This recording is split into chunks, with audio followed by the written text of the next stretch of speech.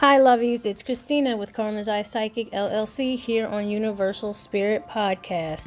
We are into our 7th season, and we are talking about coming out as spiritual, losing our social circle, and now this episode we're going to talk about finding our tribe.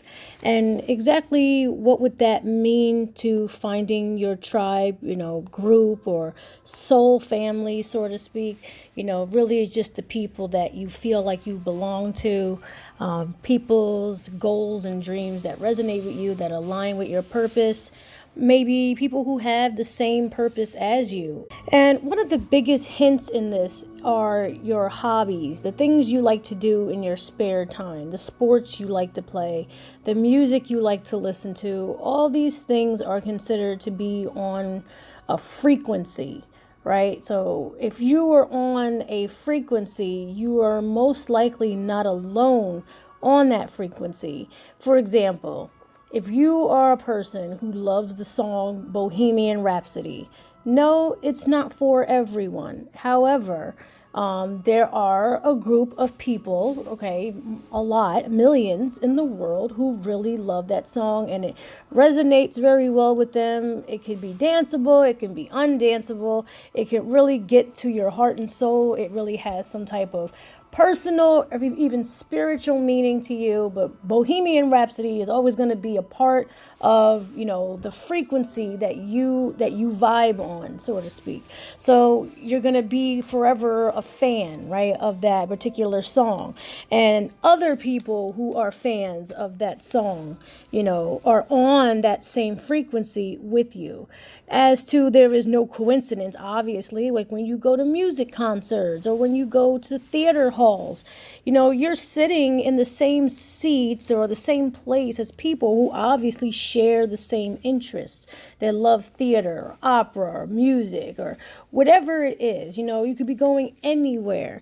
This also is the same with people who are attracted to violent things such as dog fights, and wrestling and all those other things that are a little heavy-handed and heavy metal. Not to say that those things are not bad. It's just that that is a frequency, that is a tribe of people who share the same interests. So that is one way, if not the most important way, to how you're going to find your tribe. Now, I use the word tribe because in ancient cultures, a tribe would mean a group of people who were set on the same page, with the same rules, and they follow the same culture. They are just as dedicated to their way of life as the next person in their geographical area. Most of the time, tribes can stretch across, regions and stuff like that. But what generally defines a tribe are people who have the same goal in mind, the same interest, and are looking for a certain outcome and want the same thing. This would be, so to speak, like a cultural intention, what you are dedicated to, making sure that everyone is on board to manifest the same outcome. It could be anything. It could be war. It could be peace. It could be expansion. It could be a cultural change. It could be awakening. It could be healing. It could be basically really anything. But anything that the tribe sets its mind on, they are of one body, of one mind, basically of one frequency. So it's very rare for a tribe in definition to deviate from the plan. You have to have a very strong mind. You have to have a very strong belief system. You have to really believe in the cause that you're a part of. That's why they have these things for like initiations. That's why when we have job interviews, to see if you're a good fit for not only the job but also the people already in the environment. This is basically where these things come from. This is why modern day we have these things, sorority groups and, bands and, anything you want to put yourself into that is more than just you. You have to resonate with the frequency. You have to be a part of the overall big picture. And that's why, it's not that easy back in ancient times to become part of a tribe. Now, a tribe in general would mean like, a group of people, but to really, really, really dig into the meaning, it would mean a group of people with the same goal. So just keep that in mind for future reference. Now, how do we find these people? Now, I did mention about having things in common, such as your leisure, and your recreational things that you like to do, such as sports and music and stuff like that. But I mean, on the regular day to day, like what make you think that you could actually find these people? Do we send out like a smoke signal with our thoughts, with our energy, with our actions?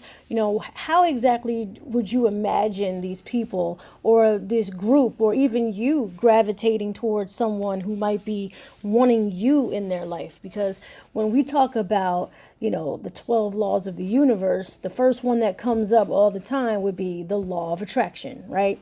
Like attracts like. When the truth is, the law of attraction is actually not the most powerful law there is in the 12 laws. It's only one of 12. In this case, when it comes to finding your tribe, yes, the law of attraction does apply here. However, there's also the law of action, okay? And then the law of frequency. You have to vibrate what it is that you want, right? Then there's the law of action, actually initiating, finding out to where these people could possibly be. Where would they meet up? Are they in libraries? Are they at concerts? Are they in prayer halls? Are they praying? Maybe they're not seeking you. Maybe, you are seeking them to be in a place that they might not be in. If you're looking for more peaceful people, you're not going to really find them open and out on the street. They're most likely in a very isolated, secluded place. Also, for a spiritual point of view, most spiritual beliefs believe that people who understand and find their individual spirituality, that at some point, either during dreaming or even having spiritual downloads, or even just having our intuition being triggered at a moment, that we're all being triggered at the same time, right? Like when you see those Facebook posts saying, oh, I feel an energy shift, and like one of like 1,000 spiritual leaders say the same thing on the same day, where it's kind of like that would be considered a spiritual tribe. It's kind of like we're on the same frequency at that exact same moment. We're in that range, or we are somehow meeting each other somewhere consciously and yet subconsciously and actually kind of unconsciously, right? It's like we didn't get on the phone and call all 600 people who had the same feeling. It's just that we just had that feeling in the exact same moment, the exact same way. Would it be considered programming? I do not think so. I do not believe it would be. It'd be more something authentic, something that obviously no one can see or hear but the spiritual person having the experience. If you were to think of people that meditate together, right? When you're in a yoga class and, everyone is required to picture themselves on a beach, and some of these exercises are, we all should picture the same exact beach, and then, what would we look like together in that group? Spiritual leaders all around the world that meditate with each other have been said to have left their body, sitting in the meditative position, but their spirits will, physically and metaphysically ascend to this, this unseen level, above the ground, that they all meet spiritually. People have claimed that they can see and meet people during sleep, being in a sleep state. This thing called astral projection. People who are able to, metaphysically leave their bodies and yet travel all over the world or just all over the place and meet other people who are astral projecting as well. This is not an uncommon theory. This is something that has been explored throughout the entire length of the history of time, that it's been claimed that people can meet this way. They can meet without having or being in their physical bodies, that they can leave them and then have these, secret meetups, or, be to places that are unknown to most of the mainstream world. And that would be considered, like a spiritual tribe. The people who have that skill and they're able to do that, that is a tribe. That is a goal driven, obviously group of people who obviously know something that others don't know when they're doing something. Now, would I associate a tribe with a cult? I would, because cults have their own main goals, whatever it would be. It is very easy for us to judge, right, or even misjudge some cults. A lot of cults and cult leaders have an idea in mind, and they are just trying to attract people who believe as they believe. Now, do I believe in forcing people to believe what they believe? I do not agree with that. Does that happen most oftentimes? Yes. But you would have to consider even a religious group, whether you are Muslim, Jewish, Christian, or whatever, you would be considered, mainstreamly as a tribe. You are a tribe of Muslim believers. You are a tribe of Christian believers. Okay, you are a group of people who believe that Jesus is going to come back one day. You are a tribe of people who believe in Jesus. There are yogis all over the world who believe that, ultimate peace comes from within and is projected outward, and then it affects the entire consciousness around you, creating world peace from within. Okay, is that considered a cult? Some people would incorporate those beliefs to be a cult. I don't think they're a cult, because in my opinion, think cults are not very peaceful. And when you want to project love from inside out, it's really, you're trying to project peace as well. You have really no intentions of causing any type of harm. So that's one other, way to think about how to find these, this soul tribe and soul family. Past lives, for those of you who are very in touch with past lives, knowing that you might have had one, and some of you knowing your past life, knowing the story behind it, is a wonderful start to your soul family or your spiritual tribe. Another way of understanding would be the career that you're in, the profession that you are currently working in, if you were currently working, because even working and not working has a lot to do with your spiritual tribe. Most working people who work in a profession, any profession, are less likely, to have non-working people in their tribe, and vice versa. Obviously, you have to be somewhere, you have to be meeting up, and the question then becomes raised of the tribe. Are we all of the same gender? Are we all of the same race? Are we all physically looking the same? Absolutely not.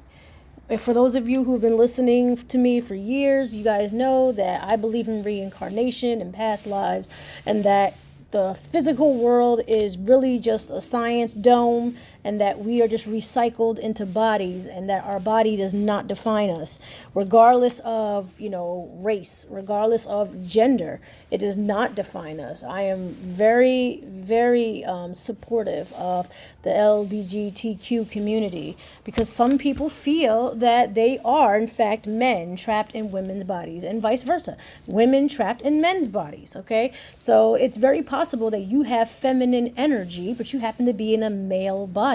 You can't deny, how you were born, who you are, what is the makeup of you. You are you, no matter what body you're in.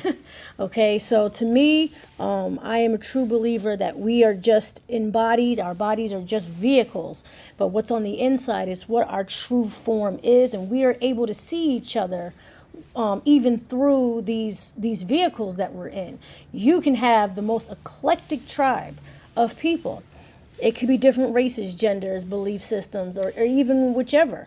But your tribe is always going to be on the same frequency as you. People who want peace, people who want clarity, people who want, understanding, people who want violence, people who want chaos, people who want disruption, people who want hatred.